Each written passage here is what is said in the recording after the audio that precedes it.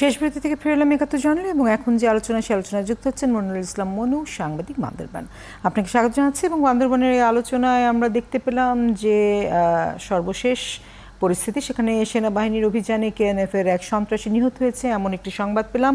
অন্যদিকে দেখলাম যে রুমায় যে ব্যাংক ডাকাতি হয়েছিল সেখানে কেএনএফ সন্দেহে আরও ৩ নারী গ্রেফতার হয়েছে, সেই সংবাদটিও আমরা সংবাদ মাধ্যমে দেখতে পাচ্ছি। মনিরুল ইসলাম মনু, আপনার কাছ থেকে সর্বশেষ পরিস্থিতি সম্পর্কে জানতে চাই এবং যে অভিযানগুলো চলছে সেই অভিযানের মধ্য দিয়ে কতটুকু কেএনএফকে দমন করা সম্ভব হলো, তাদেরকে আয়ত্তে আনা সম্ভব হলো, নিয়ন্ত্রণে আনা সম্ভব হলো, সেটা একটু বুঝতে চাই। ধন্যবাদ আপনাকে, আমাদের সবাইকে ধন্যবাদ জানাচ্ছি।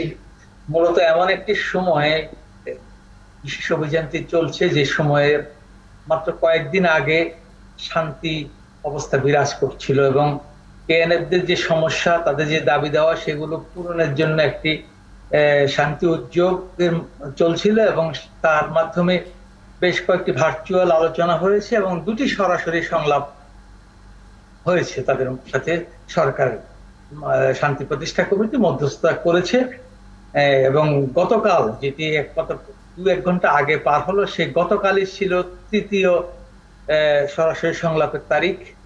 দুর্ভাগ্যবশত সেই তারিখের মাত্র 20 দিন আগে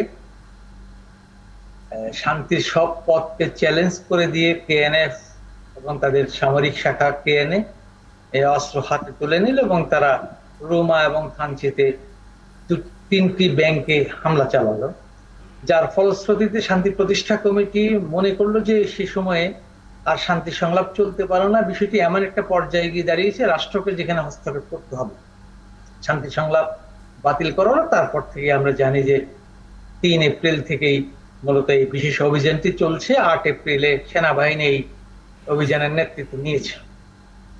রুমাকে বলা হয়ে থাকে বান্দরবানের সবচেয়ে সুন্দর জায়গা, প্রকৃতির নিজ হাতে গড়া একটি অঞ্চল মনে করা হয়, যেখানকার মানুষকে মনে করা হতো সুন্দরের পূজারী, যারা সত্যিকার অর্থেই শান্তিপ্রিয় একটি অঞ্চল ছিল।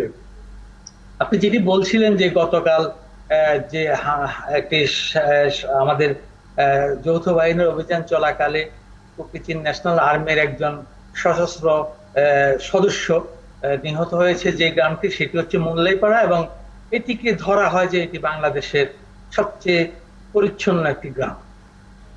এই যে আমাদের শান্তির পথ ছেড়ে অশান্তির দিকে যাওয়া, সেটি এই সুন্দর গ্রামটিকেও রক্তে রঞ্জিত করছে। জি, আপনার সেনাবাহিনী, আমরা যতটা জানি, সেনাবাহিনী নেতৃত্বে যৌথ বাহিনী রোমা, বিশেষ করে রোমা উপজেলার প্রায় প্রতিটি অঞ্চলে অভিযান চালাচ্ছে। অভিযান চলছে রোয়াংছড়ি, থানচি সহ বান্দরবান সদর উপজেলাতেও।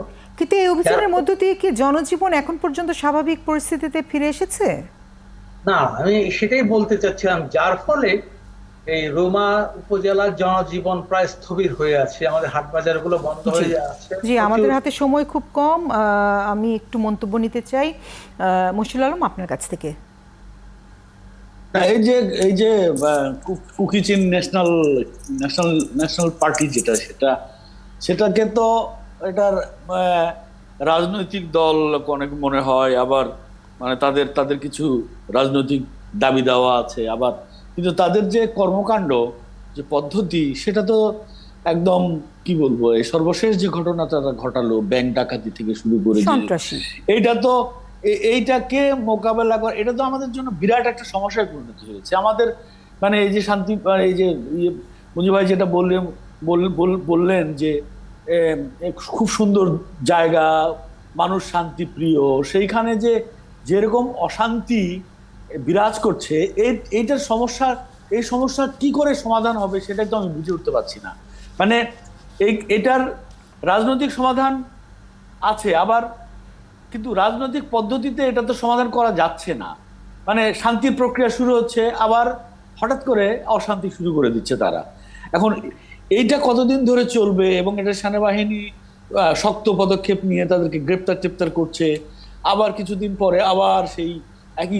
এখন এটার পেছনের শক্তিগুলো মনে হয় চিহ্নিত করে ওই পেছনের শক্তিগুলোর সঙ্গে কোনোভাবে কাজ করা যায় কিনা, সেইটা ছাড়া আমার মনে হয় যে এটা অনন্তকাল সমাধান সম্ভব নয়। হ্যাঁ, এটা হবে না। জি, রেজানুল হক।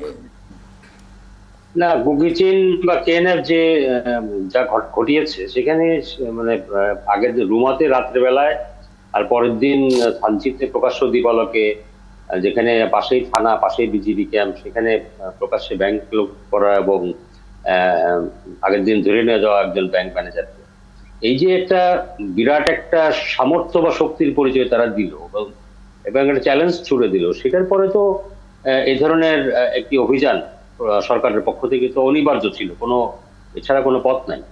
এবং তাতে সংঘাত সংঘর্ষ হতাহত দুই পক্ষই হতে পারে, এটি তো বাস্তবতা। আমার মনে হয় যে, তবে তার মধ্যেও দেখলাম কাগজে যে একটি আলোচনা হচ্ছে যে না, এখনো তাদের সঙ্গে আবার নতুন করে শান্তি আলোচনা শুরু করা যায় কিনা।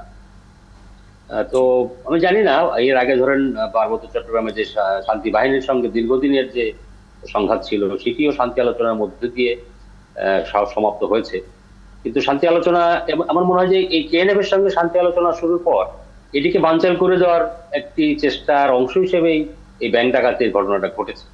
সেইটা আইডেন্টিফাই করার জরুরি, যে এর পিছনে কারা আছে সেটি সেটি জানতে পারলে এই সমস্যার সমাধানে কিছুটা অগ্রগতি হতে পারে বলে আমার কাছে। জি, আজকে আলোচনা শেষ করতে হচ্ছে। আমাদের সাথে যুক্ত ছিলেন এই আলোচনায় মনিরুল ইসলাম মনু, আপনাকে ধন্যবাদ, কৃতজ্ঞতা। পুরো সময়টি পেয়েছি মশিল আলম, রেজানুল হক, আপনাদের কাছ থেকে কৃতজ্ঞতা জানাচ্ছি। আগামীতে কথা বলার সুযোগ হবে। ভালো থাকবেন 71। শুভরাত্রি।